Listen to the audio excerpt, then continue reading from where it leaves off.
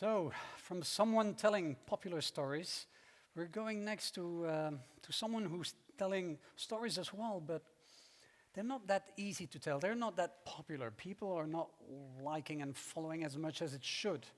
So, our next speaker is actually someone who is using his own success to drive attention to some environmental and social issues that really need support in general.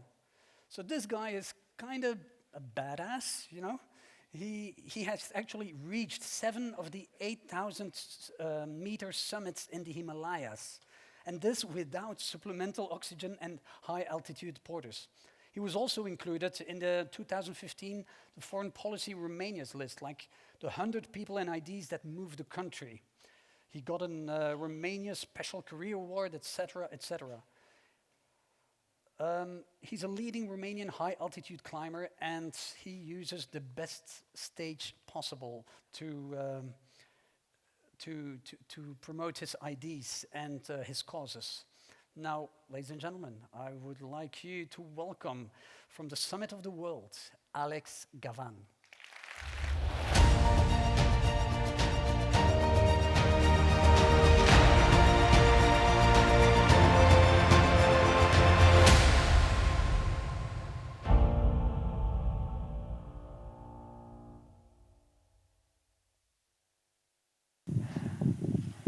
Vârful Cașerblum, 2, 35 de metri. A mea încercare asupra acestui vârf.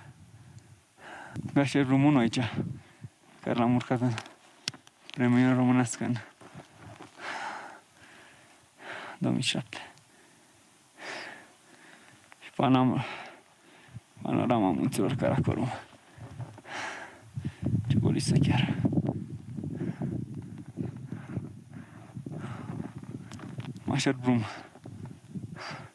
Cașerblum 4, Mustak Tower.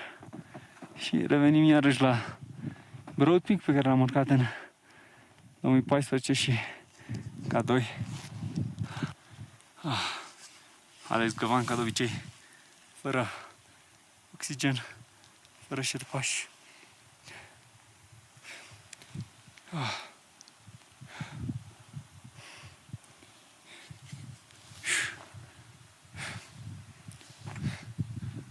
Nici nu știu ce zi este astăzi.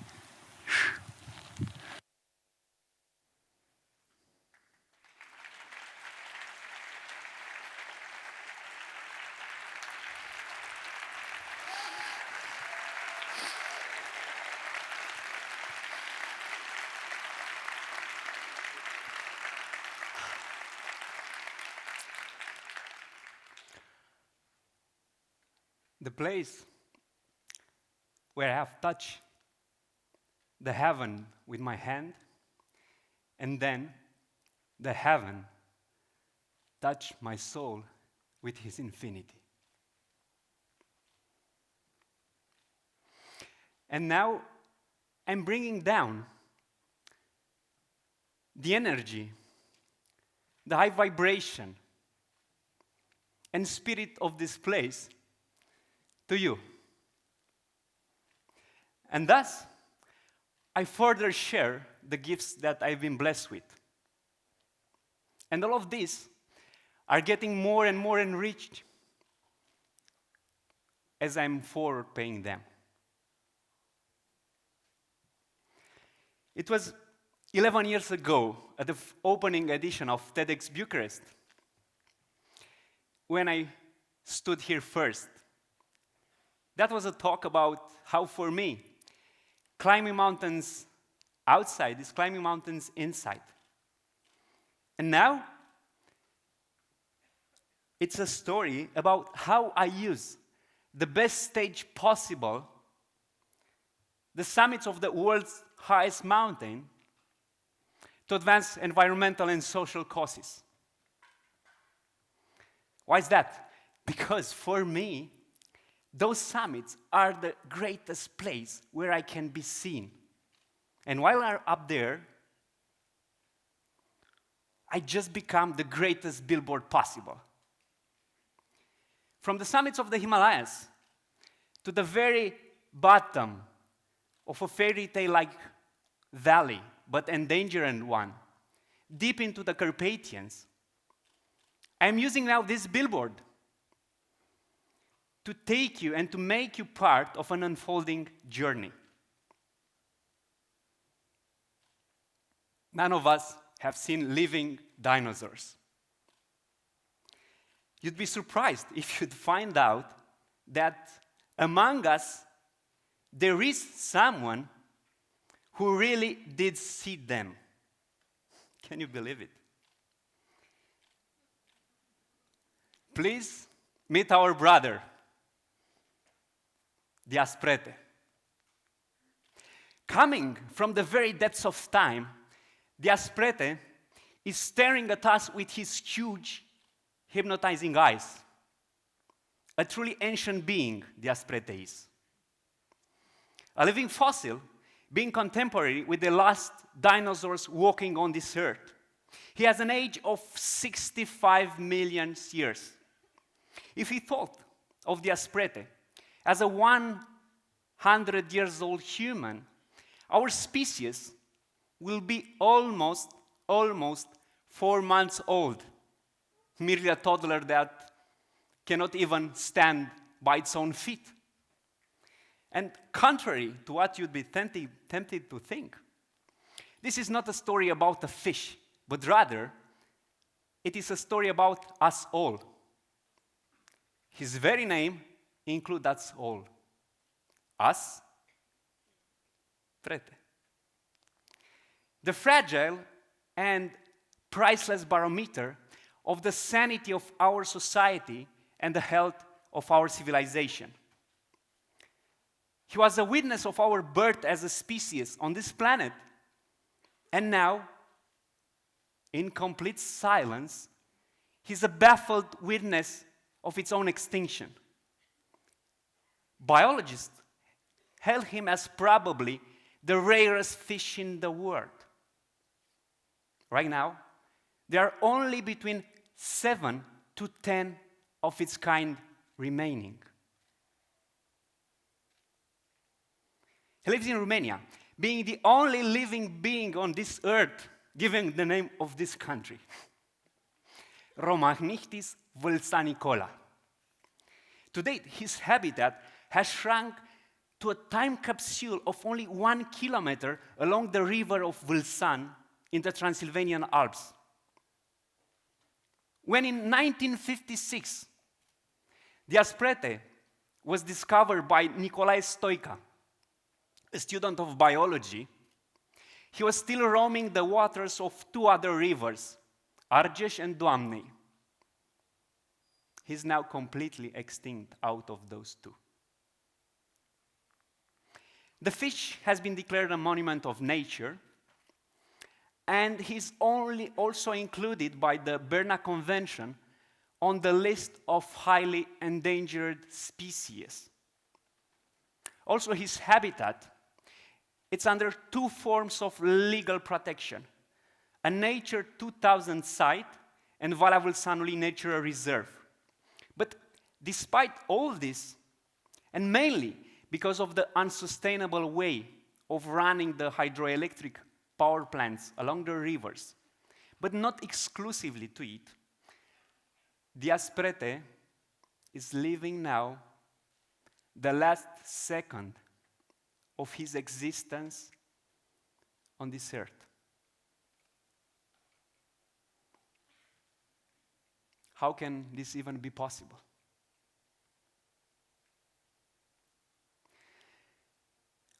We are in full speed era of Anthropocene. The time of human beings that became capable by their actions to globally influence the ecosystems and the climate. Overwhelming scientific data testify to the fact that right now we are just in the middle of a new mass extinction. And this time, this extinction is started and accelerated by Homo sapiens. And this includes us all. By our own attitude towards the planet, by our own habits and consumption behavior.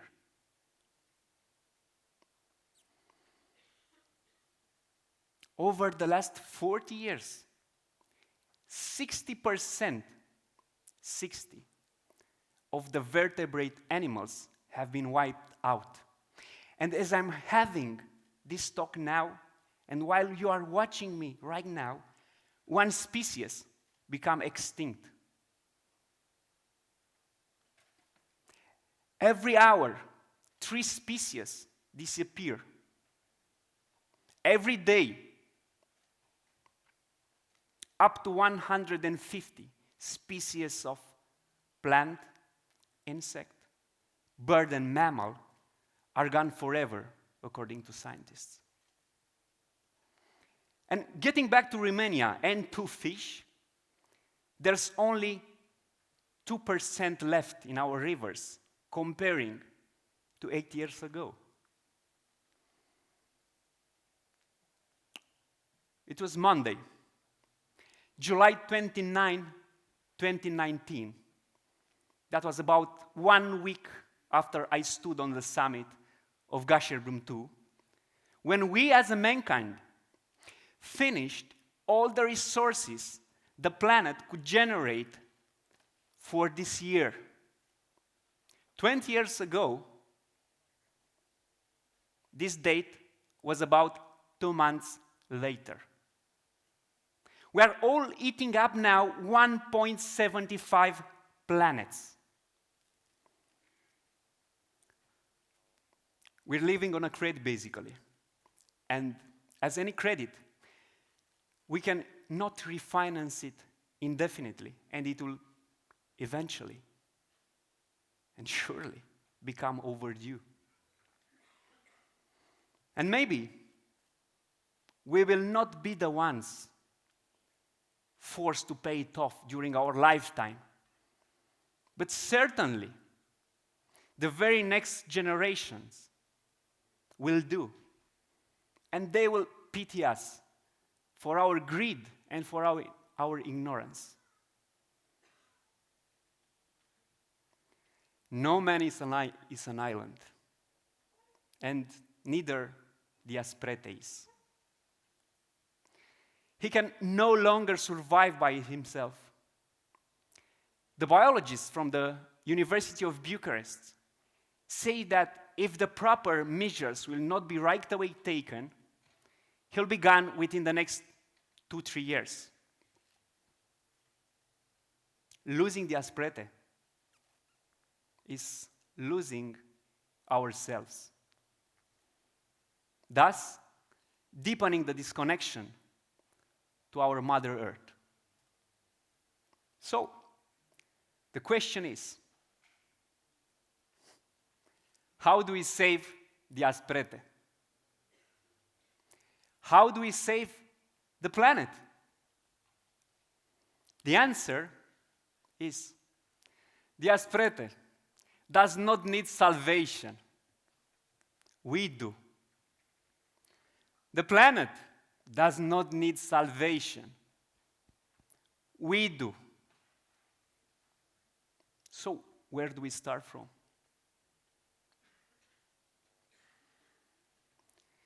We start by asking for forgiveness to the asprete. We start by asking for forgiveness to the planet. The asprete is a temple. And so the planet is, with everything the planet holds, including you and me. This temple is us all. We start by asking for forgiveness to every tree, to every animal, human, mountain, to every hill, and to every river. We start by asking for forgiveness to the air we breathe, and to the Father sky. We start by manifesting gratitude to everything there is. And to reverse the tide, we then continue with conscious and responsible concrete actions.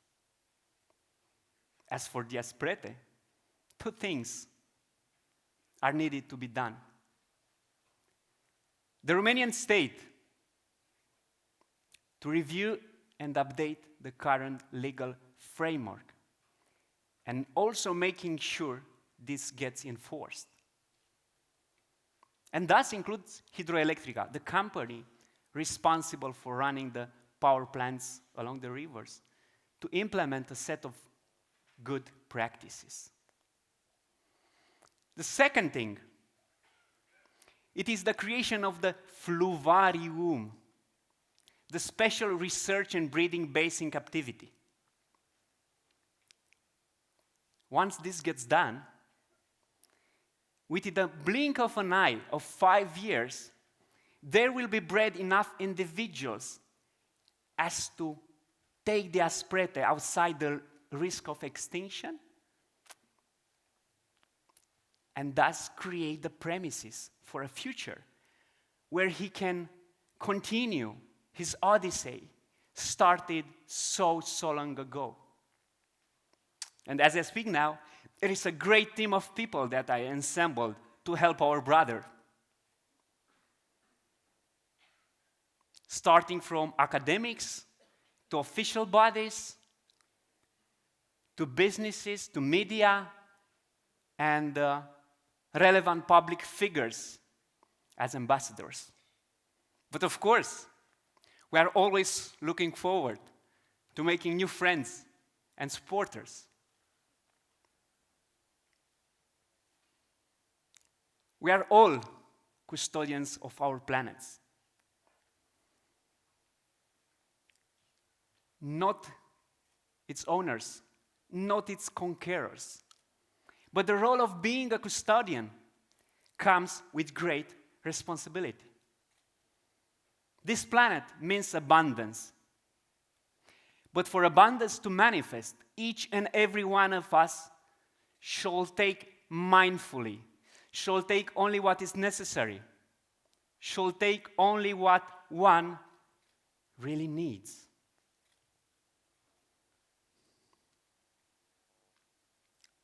We're all connected.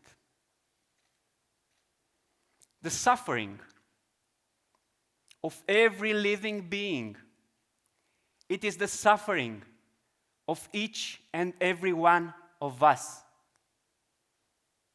The joy of every living being, it is the joy of each and every one of us.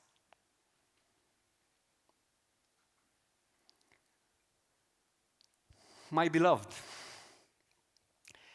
we are at the control wheel of the most boundless and priceless of the ships possible, our life. Let's make it count.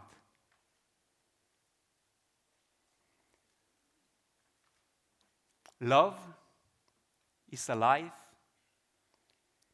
to be lived.